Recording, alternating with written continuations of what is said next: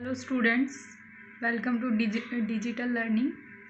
I hope you and your family are doing well.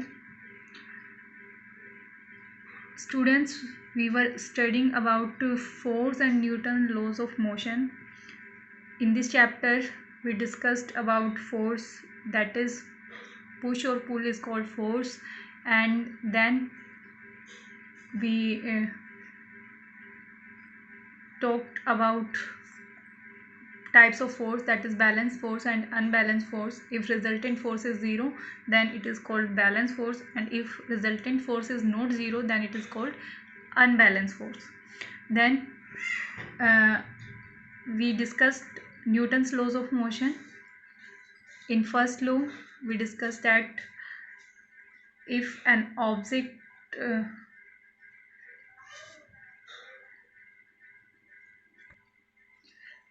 is in rest or motion, then it will be continuously in rest or motion until external force is applied on it. एक object continuously अपनी state में रहेगा जब तक कि उस पर external force नहीं लगता.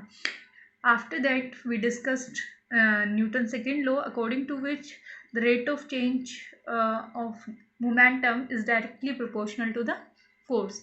जो मोमेंटम में चेंज होता है वो फोर्स की डायरेक्टली प्रोपोर्शनल होता है. And after that we discussed the Newton's third law, according to which for every action there is a reaction force which is equal and opposite. Okay, today our topic is impulse. We will talk about impulse. Then what is the impulse? Impulse, we can say that sometime a large force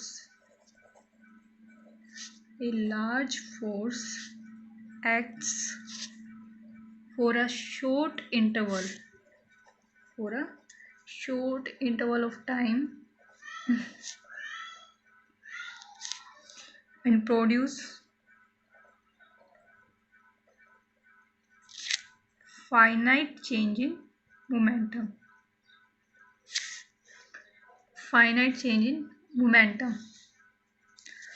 हम क्या observe करते हैं कि अगर एक large amount of force कुछ एक short interval of time के लिए लग रहा है तो वो क्या करेगा, मोमेंटम में चेंज करता है, मोमेंटम चेंज हो जाता है उस ऑब्जेक्ट का. तो यहाँ इम्पल्स कैसे है, देखो इसको समझने के लिए पहले मैं आपको एग्जाम्पल दे रही हूँ, उस एग्जाम्पल के थ्रू हम एक्सप्लेन करेंगे इसको. फर्स्टली देखिए, हमारे पास एक ऑब्जेक्ट है जिसका मास है m. मास कितना है, m, and the initial velocity of this object is u. We applying the force on this object and its velocity becomes v. Okay students, then what will be the change in momentum? Change in momentum क्या होगा,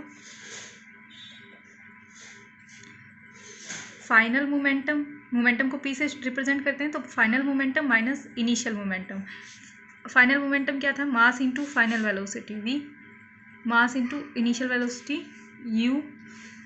now according to Newton's second law, force is directly proportional to dp by dt. F is equals to भी कह सकते हैं क्योंकि k की value यहाँ पे k dp by dt लिखते हैं, and k is 1. In that case force is equals to dp by dt. where dp क्या है, change in momentum upon time. तो यहाँ से चेंज इन मोमेंटम हमारा कितना आ रहा है, m v minus m u, और टाइम हमने मान लो t लिया यहाँ, तो इन दैट केस ये क्या आ जाएगा, f is equals to M V minus M U by T. ये हम पढ़ चुके हैं, M V minus U by T. मतलब इस ऑब्जेक्ट जो फोर्स लगाएगा ऑब्जेक्ट, वो किसके इक्वल होगा, change in momentum upon time taken in this, for T is a time for which force is applied on that object.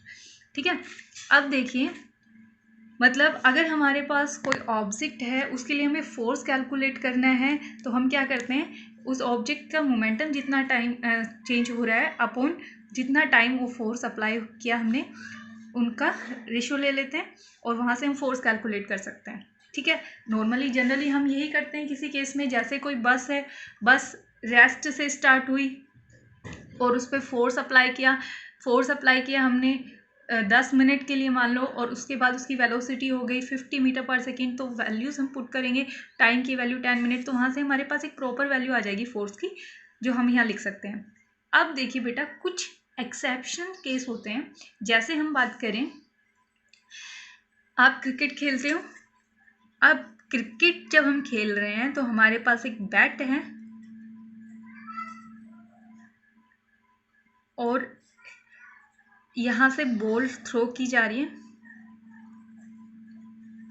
ठीक है, अब देखिए, जब हम क्रिकेट खेलते हैं तो इनिशियली बैट है, बॉल है, वहाँ पे हमारे पास ये बैट और बॉल, यहाँ पे बॉल जब बैट के क्लोज आएगी तो बैट क्या करेगा, इसको हिट करेगा, फोर्स अप्लाई करेगा इस पर। ठीक है, और एक बहुत कम इंटरवल ऑफ टाइम होगा, ये बॉल किसी ना किसी इनिशियल वेलोसिटी u से आएगी।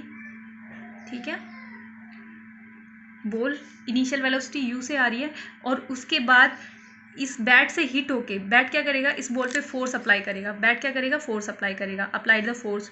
उसके बाद ये जो टाइम, जितने टाइम के लिए, क्योंकि बैट और बॉल का जो कोलिजन का टाइम है, हिटिंग का जो टाइम है, वो क्या होता है, बहुत ही शॉर्ट टाइम होता है।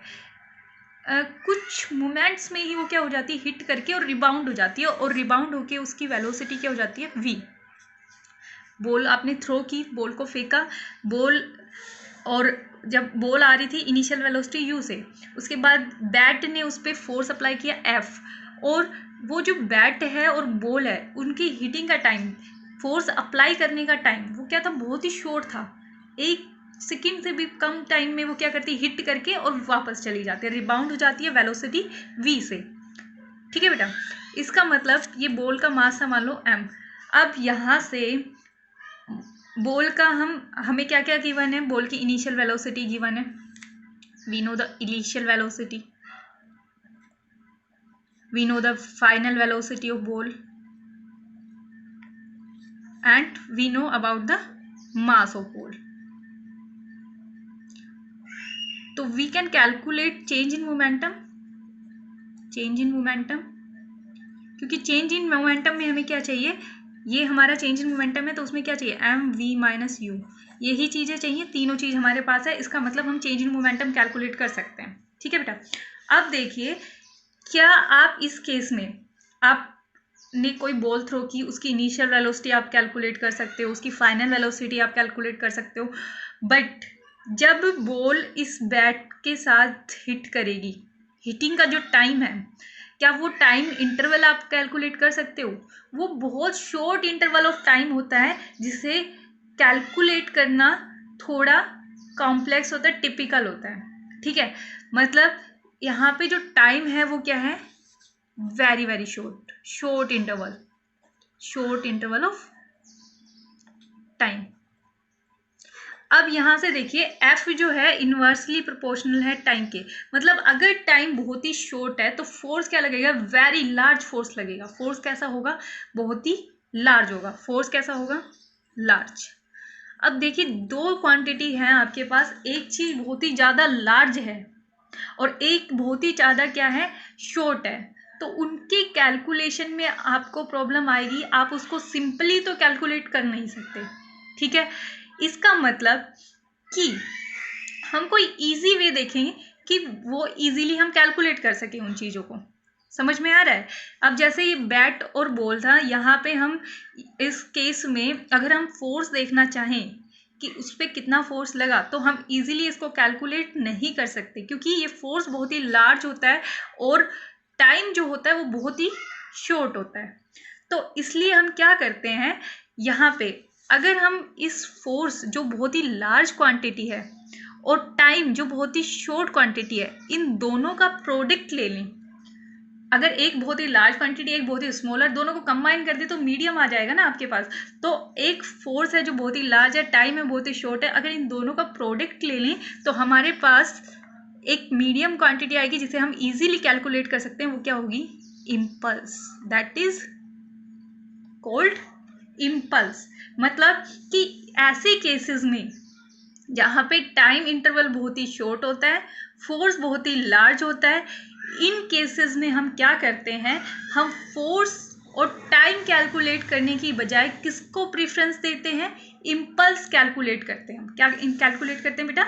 इम्पल्स। और यहाँ से अगर हम डिफाइन करें तो देखिए इस फॉर्मूले से, ये फर्स्ट था, ये सेकंड था, तो यहाँ पे फोर्स क्या आ रहा था? Change in momentum M V minus U upon T. और अगर हम फोर्स इंटू टाइम लिख देते हैं तो एम वी माइनस यू आ जाता है। तो फोर्स इंटू टाइम को हम क्या लिख सकते हैं? इम्पल्स लिख सकते हैं। मतलब कि जहाँ पे टाइम बहुत ही शॉर्ट हो और फोर्स बहुत ही लार्ज हो, उस केस में ना हम फोर्स कैलकुलेट करेंगे ना हम टाइम कैलकुलेट करेंगे, हम क्या कैलकुलेट करते हैं? इम्पल्स। और वो इम्पल्स किसके इक्वल होगी? डायरेक्टली जो चेंज इन मोमेंटम होगा उसके। अब जैसे इस केस में है, हम ना फोर्स को कैलकुलेट करेंगे ना टाइम को कैलकुलेट करेंगे, हम क्या करेंगे? इम्पल्स कैलकुलेट करेंगे। और वो इम्पल्स किसके कैसे कैलकुलेट कर सकते हैं? इम्पल्स किसके इक्वल होगी? चेंज इन मोमेंटम के। चेंज इन मोमेंटम हम यहाँ इजीली कैलकुलेट कर सकते हैं क्योंकि इनिशियल वेलोसिटी हमें दी हुई है, फाइनल वेलोसिटी हमें दी हुई है और मास हमें दिया है। तो चेंज इन मोमेंटम हम इस फॉर्मूले को यूज करके कैलकुलेट कर सकते हैं। इज इट क्लियर स्टूडेंट्स कि जिन केसेस में टाइम इंटरवल बहुत शॉर्ट होता है, फोर्स बहुत ही लार्ज होता है, उन केसेस में हम फोर्स और टाइम के बजाय हम किसको कैलकुलेट करना प्रीफर करते हैं? इम्पल्स को। और वो इम्पल्स किसके इक्वल होती है? चेंज इन मोमेंटम के इक्वल होती है। Is it okay? तो देखिए अब हमारे पास जो इम्पल्स आई वो क्या आई? इम्पल्स का हमने फॉर्मूला फाइंड किया। इम्पल्स वो क्या आ गई? Force into time. अगर हम अब इसको डिफाइन करना चाहें तो कैसे करेंगे? It is the product of force and time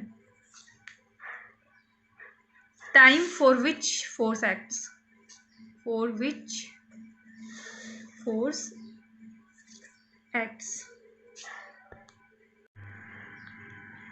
वो टाइम है जिसके लिए फोर्स एक्ट करता है। तो यहाँ से impulse is equals to force into time, F into T. Impulse को आई से डिनोट कर सकते हैं, ये फॉर्मूला आ गया। यूनिट क्या होगी इसकी? फोर्स की यूनिट न्यूटन, टाइम की unit second, Newton second. Otherwise हम लिख सकते हैं फोर्स की यूनिट और क्या होती है? Kilogram metre per second square होती है। और अगर सेकेंड से मल्टीप्लाई करेंगे तो मीटर पर सेकेंड हो जाएगी। तो kilogram metre per second impulse की यूनिट होगी। अब देखिए ये इम्पल्स का फॉर्मूला हो गया, ये यूनिट हो गई। Now we solve one numerical based on this. A player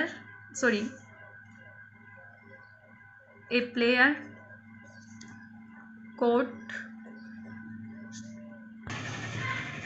या स्टूडेंट्स न्यूमेरिकल है हमारे पास इम्पल्स पे based. A player caught a cricket ball of mass 150 gram moving at rate of 20 meter per second. एक ball है जो 150 ग्राम की है और 20 मीटर पर सेकेंड की स्पीड से मूव कर रही है और एक प्लेयर उसे कैच करता है। If catching process is completed in 0.1 second, वो बॉल को जब कैच करता है उस प्रोसेस में 0.1 सेकेंड का टाइम लगता है।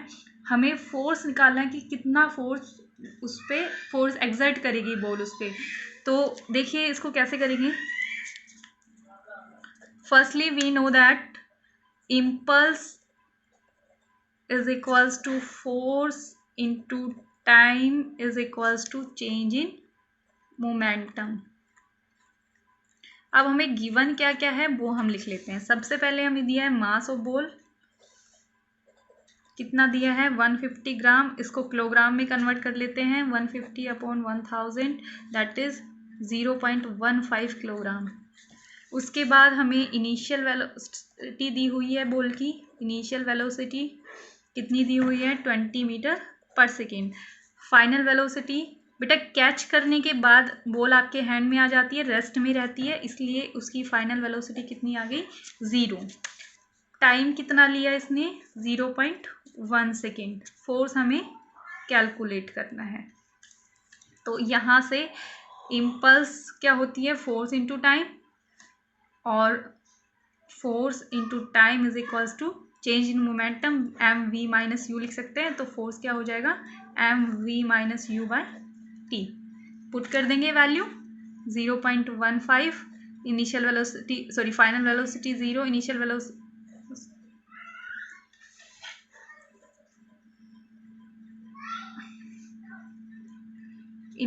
वेलोसिटी 20 और final velocity 0 upon T. Yes students, तो 0.15 इंटू माइनस साइन आ जाएगा 20 अपॉन 0.1, ये आएगा -30 न्यूटन। यहाँ पे जो नेगेटिव साइन रिप्रेजेंट कर रहा है वो रिप्रेजेंट कर रहा है कि जो फोर्स लग रहा है वो वेलोसिटी की ऑपोजिट डायरेक्शन में, जिस डायरेक्शन में मोमेंटम चेंज हो रहा है उसके ऑपोजिट डायरेक्शन में लग रहा है। Okay students, thanks a lot, have a nice day, take care.